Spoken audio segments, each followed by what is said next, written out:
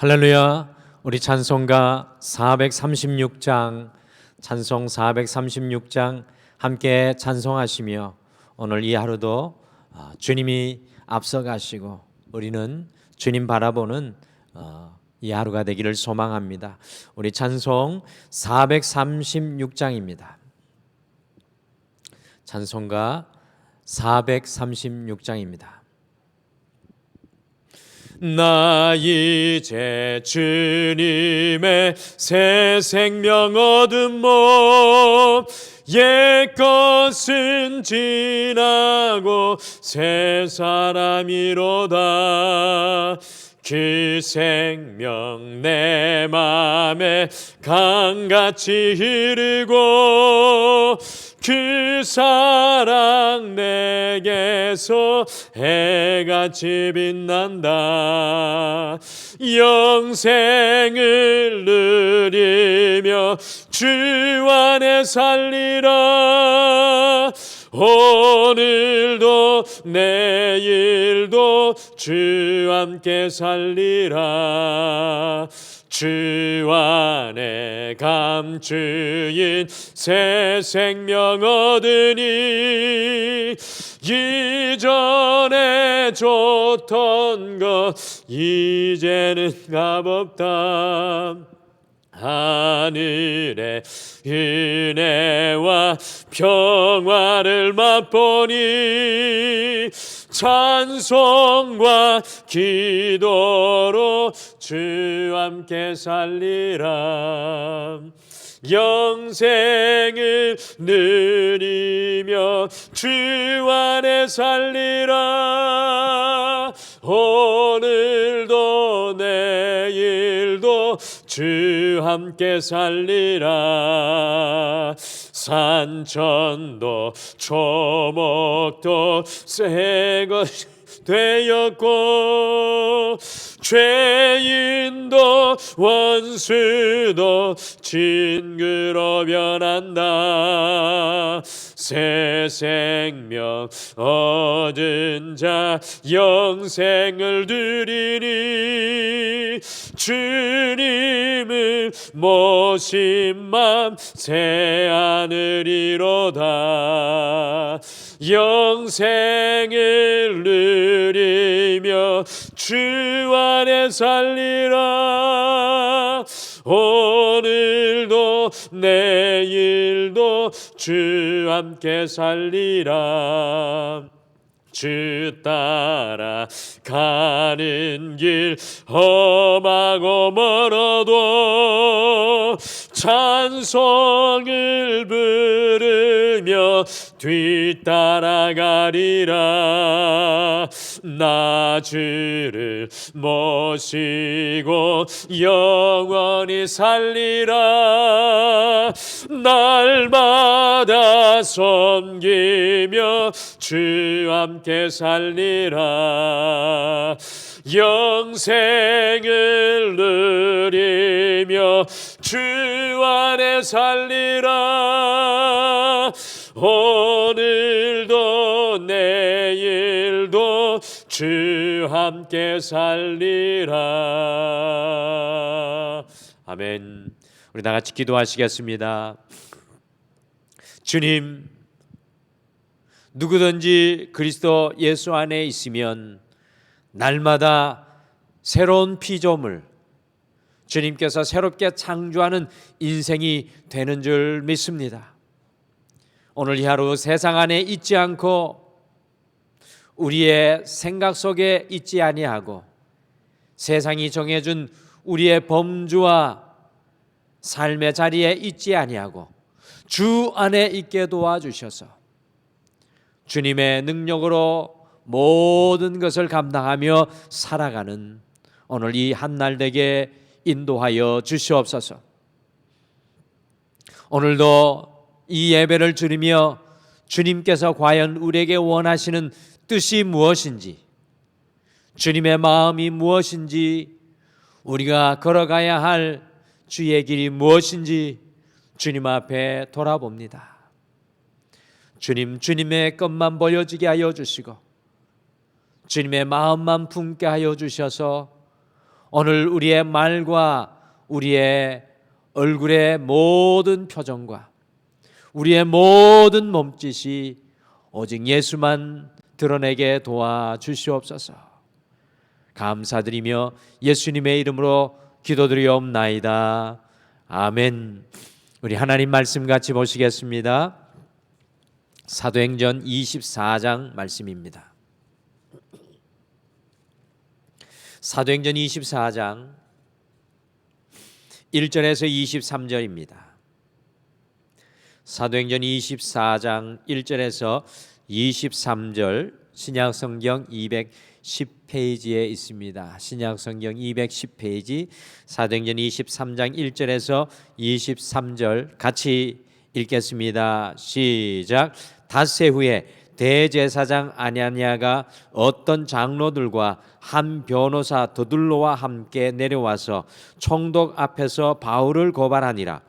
바울을 부르매 더둘로가 고발하여 이르되 벨릭스 각하여 우리가 당신을 힘입어 태평을 누리고 또 이 민족이 당신의 성견으로 말미암아 여러 가지로 개선된 것을 우리가 어느 모양으로나 어느 곳에서나 크게 감사하나이다. 당신을 더 괴롭게 아니하려 하여 우리가 대강 여짜옵나니 관용하여 들으시기를 원하나이다. 우리가 보니 이 사람은 전염병 같은 자라. 천하에 흩어진 유대인을 다 소요하게 하는 자요 나사렛 이단의 우두머리라. 그가 또 성전을 더럽게 하려 함으로 우리가 잡았사오니 당신이 친히 그를 신문하시면 우리가 고발하는 이 모든 일을 아실 수 있나이다 하니 유대인들도 이에 참가하여 이 말이 옳다 주장하니라. 총독이 바울에게 머리로 표시하여 말하라 하니 그가 대답하되 당신이 여러 해 전부터 이 민족의 재판장 된 것을 내가 알고 내 사건에 대하여 기꺼이 변망하나이다. 당신이 아실 수 있는 바와 같이 내가 예루살렘에 예배하러 올라간 지 열 이틀밖에 안 되었고 그들은 내가 성전에서 누구와 변론하는 것이나 회당 또는 시중에서 무리를 소동하게 하는 것을 보지 못하였으니 이제 나를 고발하는 모든 일에 대하여 그들이 능히 당신 앞에 내세울 것이 없나이다. 그러나 이것을 당신께 고백하리이다.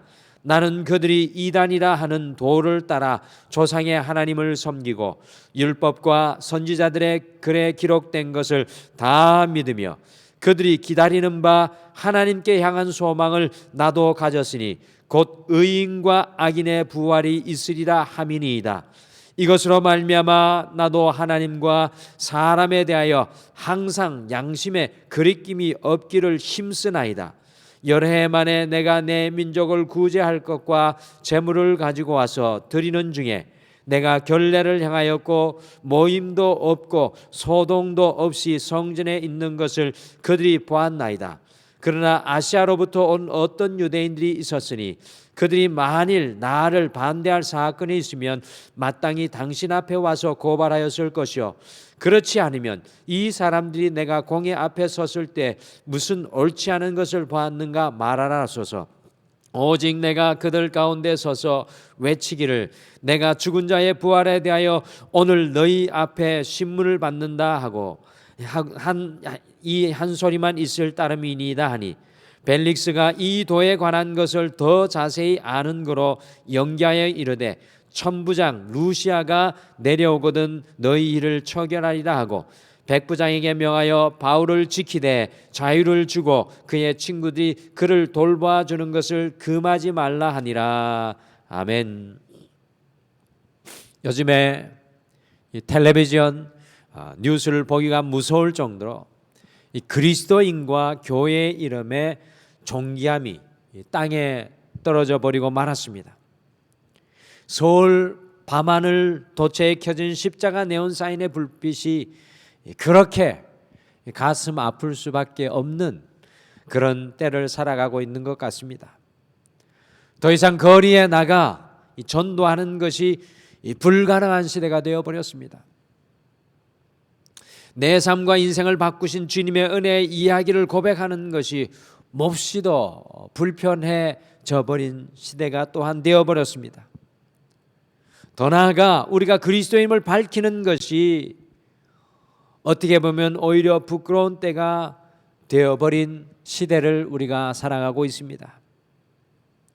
이런 때를 세상 속에서 살아가시는 우리 성도님들께서 얼마나 혼란스러우실까 생각하면 사도 바울이 자신의 전도 여행을 통해서 세웠던 교회를 생각하며 간절히 펜을 들어 눈물을 흘리며 써 내려간 이 바울의 목회 서신이 더욱 마음에 와닿는 때입니다. 목회자인 저조차 이런 때에 과연 어떻게 살아야 할까라는 질문을 가지고 고민할 수밖에 없는데 우리 성도님들은 어떠하실까를 생각하면 옆에서 함께 고민하고 함께 할 수 없는 이 시간이 더욱 마음이 아픈 것 같습니다. 사도행전 21장부터 마지막 28장까지는 사도 바울이 이 예루살렘에 올라가서 잡혀서 이 가이사랴의 로마의 감옥에 이송되고 갇히게 되고 결국 로마까지 가는 죄수된 바울의 삶이 그려지고 있습니다. 어떤 학자들은 이것을 바울의 4차 전도 여행이라고 이름을 붙여서 예수님께 붙잡힌 복음 전도자의 삶을 여전히 강조하고 있습니다.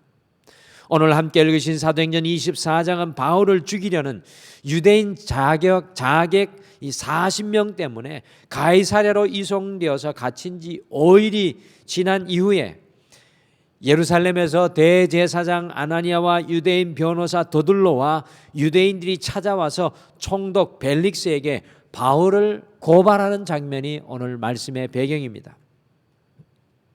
유대인들에게 고발당하는 바울의 장면이 무고히 유대인들에게 고발당하는 바울의 장면이 오늘날의 시대를 살아가는 우리 그리스도인들이 어떻게 살아가야 하는지 보여주는 하나님의 말씀의 지혜가 담겨 있습니다.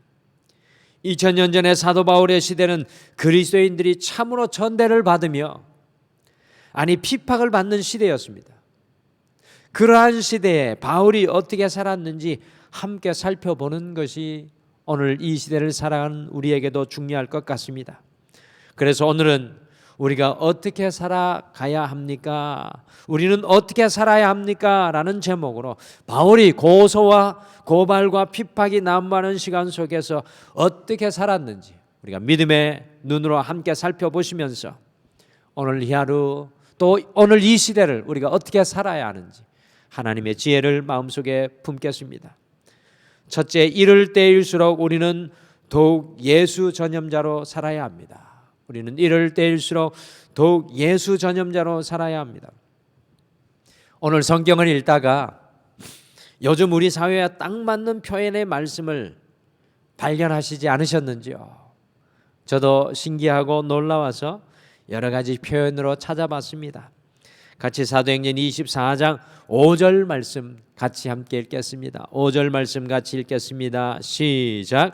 우리가 보니 이 사람은 전염병 같은 자라 천하에 흩어진 유대인을 다 소요하게 하는 자요 나사렛 이단의 우두머리라.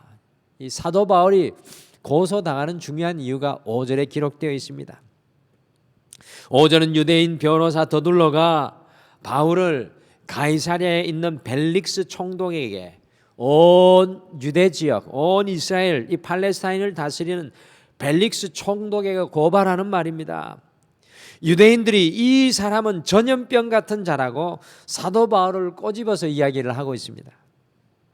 아마 2000년 전에도 이 전염병이 무서웠던 것 같습니다. 이 초대교회 시절 속에도 전염병이 있었던 기록이 여전히 남아 있습니다. 그런데 중요한 것은 바울을 향하여 전염병 같은 자라는 표현을 하고 있다는 사실입니다. 전염병 같은 자. 오늘날의 상황과 너무나 비슷한 것 같습니다. 교회가 마치 전염병의 온상인 것처럼 한참 2년 동안 보도될 때가 많았지요. 여러분들, 전염병이 무엇입니까? 전염병은 사람을 통해 병균이 전염되는 것입니다. 현대 교회는 이 사회를 무너뜨리는 전염병을 전달하는 매개체인 것처럼 생각되어서 그리스도인들까지 그 이미지가 바닥을 치고 있는 것이 현실입니다. 그런데 오늘 말씀 속에 유대인 변호사 더들로는 사도 바울을 전염병 같은 자라고 표현하고 있습니다. 왜 더들로는 사도 바울을 전염병 같은 자라고 이야기하고 있는 것입니까? 그것은 바로 사도 바울을 통해 예수 그리스도가 예루살렘과 사마리아와 온 유대와 그리고 터키와 그리스도, 이 그리스 땅끝까지 전해지고 있었기 때문이었습니다.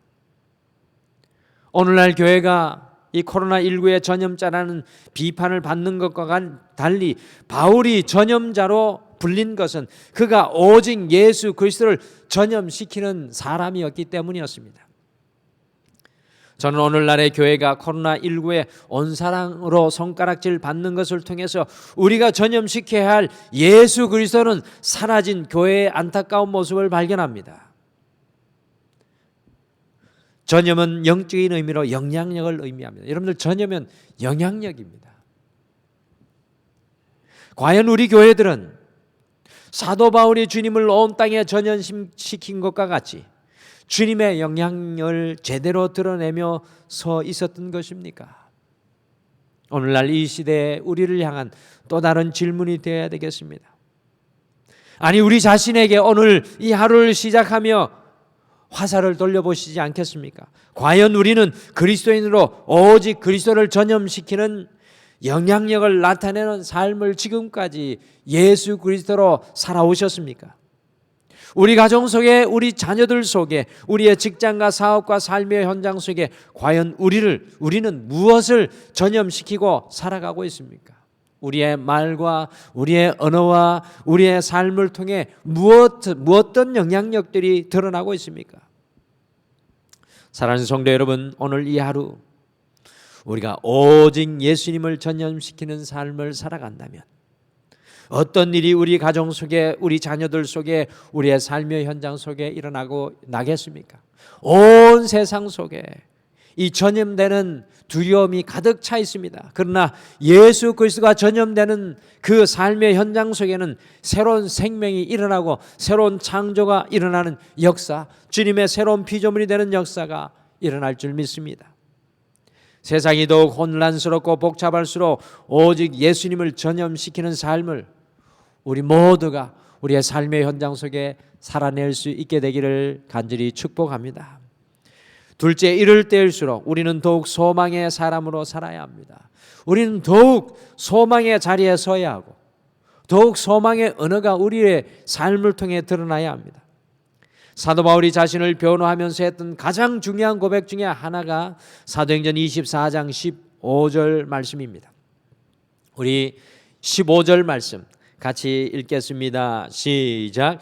그들이 기다리는 바 하나님께 향한 소망을 나도 가졌으니 곧 의인과 악인의 부활이 있으리라 함이니이다.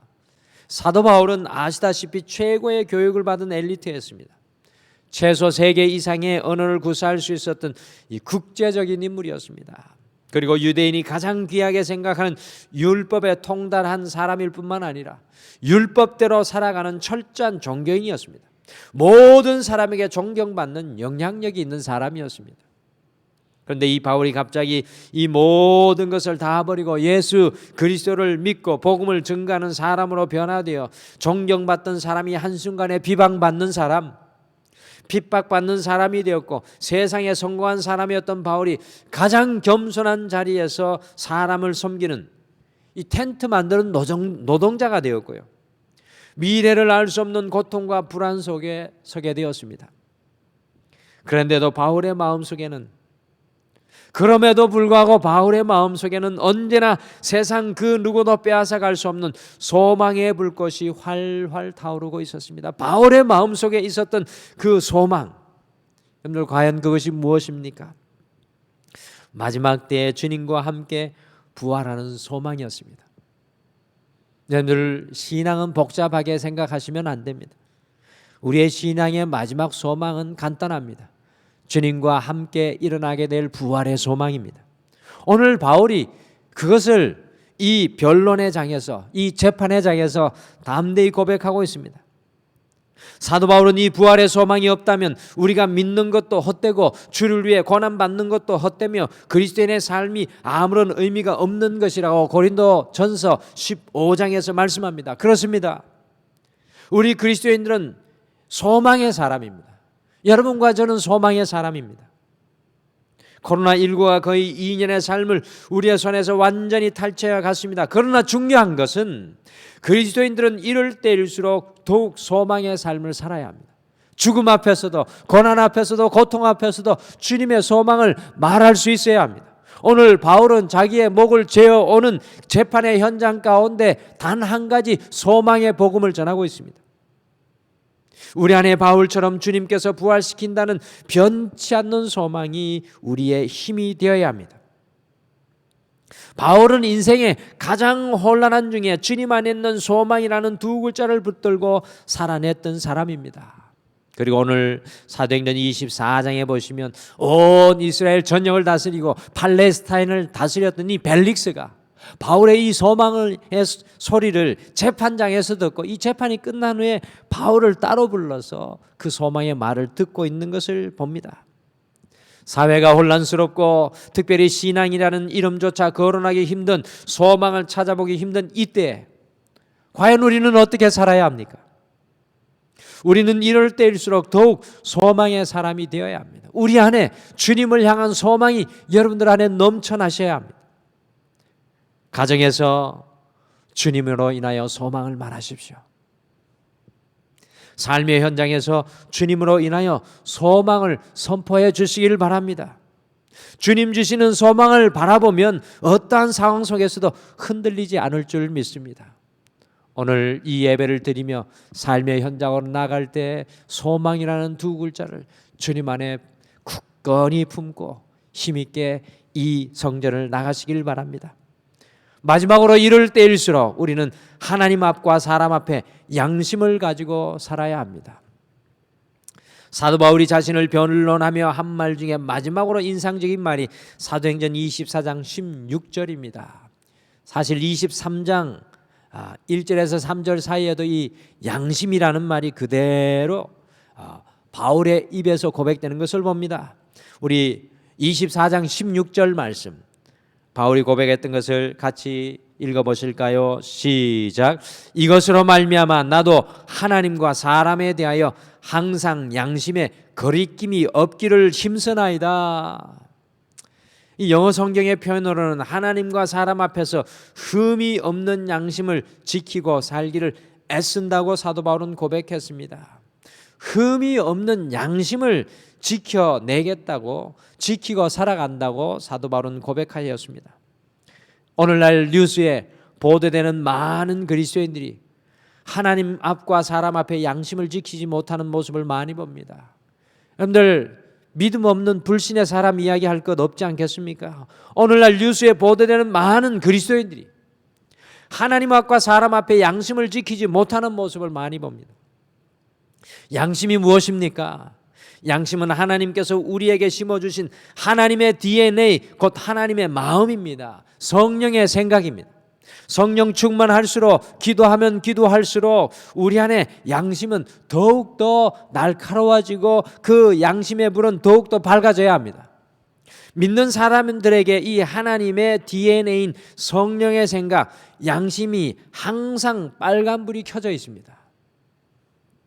교통신호를 위반하려고 하면 그 양심의 불이 켜집니다. 불법을 저지르고 거짓을 말하려고 하면 그 양심의 불이 켜집니다. 비방의 말과 죽이는 말과 부정적인 말을 하려면 그 양심의 불이 켜지는 것이 바로 그리스도인의 마음입니다. 오늘날 많은 그리스도인들이 주님께서 심어주신 하나님의 DNA 양심의 불을 꺼버리고 살아가고 있습니다. 신앙과 이 양심은 달라지면 안 됩니다. 주님 안에 있는 신앙이 양심이 되고 주님께서 우리에게 품게 하시는 성령님이 양심이 되고 주님의 소리가 우리의 양심이 되어야 합니다. 하나님을 알면 알수록 양심의 불, 성령의 생각이 더욱 민감하게 우리 안에서 작동해야 합니다. 양심을 잃어버린 그리스도인들의 안타까운 행태가 모든 그리스도인들을 더욱 힘들게 하는 이때입니다. 우리가 이런 때에 어떻게 살아가셔야 하겠습니까? 하나님께서 성령님을 통해 켜주시는 양심의 불을 켜고 그것에 민감하게 양심을 지키며 살아가는 우리 모두가 되시기를 축복합니다. 이 바울이 이 재판장에서 그 이야기를 합니다. 하나님 주신 양심으로 내가 살아갑니다. 이런 때일수록 우리는 하나님과 사람 앞에 더욱 그리스도인의 양심을 지키며 살아갈 수 있게 되기를 간절히 소망합니다. 오늘은 이 모든 사람들이 손가락질하는 그 순간에 바울이 어떻게 살았는지 함께 살펴보면서 우리가 오늘날의 이 상황 속에서 어떻게 살아가야 하는지 하나님의 지혜를 품고 하루를 시작합니다. 성도 여러분, 우리가 어떻게 살아가야 하겠습니까? 중요한 질문입니다. 첫째, 이럴 때일수록 더욱 예수 전념자, 예수님을 드러내며 예수님을 나타내며 예수님의 영향력으로 살아가시길 바랍니다. 둘째, 이럴 때일수록 더욱 소망의 사람, 어떤 삶의 자리이든 간에 소망을 선포할 수 있게 되기를 간절히 소망합니다. 마지막으로 이럴 때일수록 더욱 하나님과 사람 앞에 주님 주시는 양심의 불을 켜고 살아갈 수 있는 우리가 되기를 소원합니다. 오늘 이 하루 바울과 같이 온 세상 앞에서 오직 주님의 사람으로 살아가시기를 간절히 축복합니다. 우리 다 같이 기도하시겠습니다. 하나님 감사합니다. 오늘 이 하루 예수 그리스도의 이름 붙잡고 살아가기를 이 예배를 통해 결단하게 하여 주시고 더욱이 삶의 길이 모호해지고 삶의 방향이 어두워지는 이때에 사도 바울을 통하여서 믿는 우리가 걸어야 할 길을 분명히 오늘도 비춰주심을 참으로 감사합니다. 주님, 오늘 이 하루를 살아갈 때 우리의 삶의 자리가 어떤 곳에 있든지 간에 예수 그리스도의 영향력을 드러내는 하나님의 사람 되게 도와주시옵소서. 굳이 말하지 않아도, 굳이 표현하지 않아도 우리의 몸짓 하나가 예수님의 사랑되게 도와주시옵소서. 주님, 오늘 이 아침에 다시 한 번 더 우리를 돌아봅니다. 소망의 주님을 바라본다고 하면서도 소망 없는 자리에 서 있었고 불평의 자리에 서 있었던 우리에게 주님의 소망을 우리의 가슴 속에 충만하게 채워주셔서 어떤 자리에서든지 간에 주님의 소망을 보여주며 말하게 하여 주시옵소서. 오 주님, 오늘 이 하루 살아가며 우리의 모든 삶의 자리 속에서 주님 주신 우리의 양심을 따라 이 양심을 지켜내며 주님께서 우리에게 심겨주신 영적인 DNA를 쫓아 오늘 이 하루 부끄러움 없이 흠 없이 성결하게 주님과 동행케 하여 주시옵소서.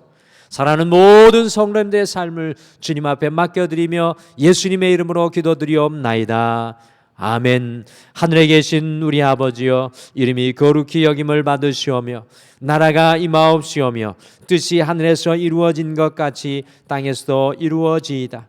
오늘 우리에게 일용할 양식을 주시옵고 우리가 우리에게 죄 지은 자를 사하여 준 것 같이 우리 죄를 사하여 주시옵고 우리를 시험에 들게 하지 마시옵고 다만 악에서 구하시옵소서.